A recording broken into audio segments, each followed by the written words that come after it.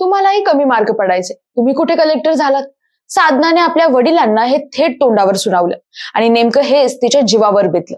सांगली जिल्ह्यातील आटपाडी तालुक्यातील नेलकरंजी गावात एक हृदयद्रावक आणि अंगावर शहारे आणणारी घटना घडली.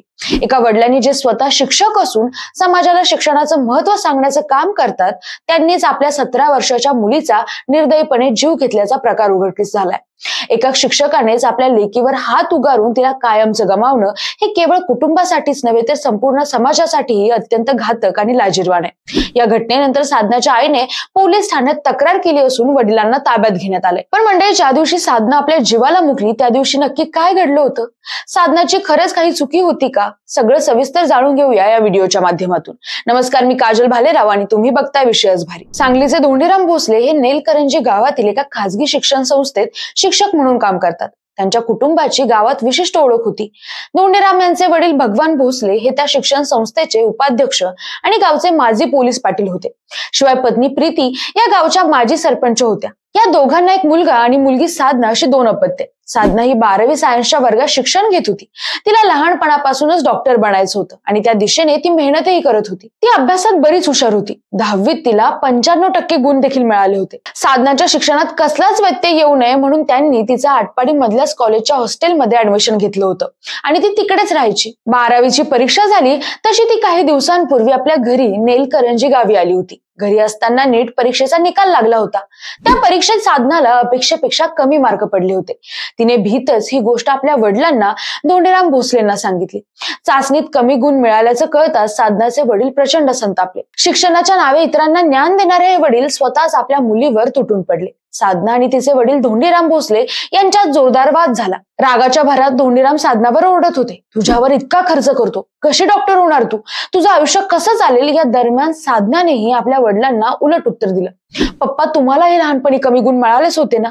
तुम्ही तरी काय कलेक्टर झालात का? शिक्षकच झालात ना? तिच्या बोलण्यामुळे धोंडीराम यांचा राग अनावर झाला. त्यांनी घरातील जात्यावरचा लाकडी खुंटा उचलला आणि साधनावर जोरदार मारहाण केली. इतकंच नाही तर त्यांनी तिच्या पोटात लाथा देखील मारल्या. पत्नी प्रीती भोसले यांनी मधी पडून त्यांना थांबवण्याचा प्रयत्न केला, पण काही वेळ शांत झाल्यानंतर धोंडीराम पुन्हा साधनावर तुटून पडले. त्या रात्रीमध्ये धोंडीराम यांनी साधनाला खूप वेळा मारलं. तिच्या अंगावर सूज, खुणा आणि जखमा झाल्या होत्या. दुसऱ्या दिवशी शनिवारी योग दिवस असल्याने धोंडीराम सकाळी शाळेतील कार्यक्रमासाठी निघून गेले. त्या अवस्थेतही त्यांनी मुलीला रुग्णालयात नेण्याचा काहीही प्रयत्न केला नाही. साधना बेशुद्ध अवस्थेत घरातच पडून होती. दुपारपर्यंत तिला शुद्ध येत नसल्यानं अखेर भोसले कुटुंबियांनी तिला सांगलीतील खासगी रुग्णालयात नेलं. मात्र तिथं तिला बाथरूम मध्ये पडल्याचं कारण देत दाखल करण्यात आलं. डॉक्टरांनी तपासणी केली असता उपचार सुरू होण्यापूर्वीच तिचा मृत्यू झाल्याचं स्पष्ट झालं होतं. शवविच्छेदन करत असताना साधनाच्या शरीरावर अनेक ठिकाणी मारहाणीच्या खुणा स्पष्टपणे आढळून आल्या होत्या. सुरुवातीला भोसले कुटुंबियांनी तिला बाथरूम मध्ये पडल्याचं कारण सांगून रुग्णालयात दाखल केलं होतं. मात्र शवविच्छेदन अहवालात हे स्पष्ट झालं की साधनाचा मृत्यू अपघाती नव्हे तर मारहाणीमुळे झालाय. या खुलास्यानंतर परिस्थितीचा मागोवा घेत साधनाच्या आई प्रीती भोसले यांनी पोलीस ठाण्यात तक्रार दाखल केली आहे. त्यांच्या तक्रारीनंतर पोलिसांनी आरोपी वडील धोंडीराम भोसले यांना अटक केली आहे.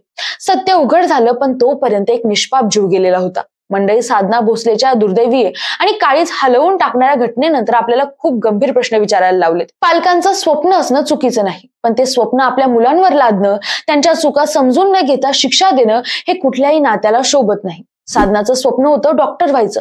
ती अभ्यासात हुशार होती, मेहनती होती, जिद्दी होती. पण एका क्षणाच्या रागात, एका बापाच्या अहंकारात तिचं स्वप्नच नाही तर तिचं संपूर्ण आयुष्य संपून गेलं. या प्रकरणात सर्वात धक्कादायक गोष्ट म्हणजे जे वडील स्वतः शिक्षक होते, समाजात सन्मानाने वावरत होते, त्यांना आपल्या मुलीचा राग इतका आला की त्यांनी तिला मारूनच टाकलं. पण प्रश्न इथंच संपत नाही. किती मुली अशा दबावाखाली जगतायत? किती मुलं अभ्यासाचं ओझं निस्तारताना आत्मविश्वास गमावतात? आपण पालक आहोत तर फक्त मार्गदर्शक बना. शिक्षणाचा दबाव होऊ नका. मुलांनी अपयशातून उभं राहावं यासाठी त्यांना आधार द्या. अडथळा ठरू नका. मंडळी, आता फक्त अहंकार आणि कमी गुण मिळाल्यामुळे साधनाचा जीव घेतलेल्या तिच्या वडिलांना काय शिक्षा मिळायला हवी? कमेंट करून नक्की सांगा आणि सोबतच आपल्या विषयच भारीला सबस्क्राईब करायला विसरू नका. धन्यवाद.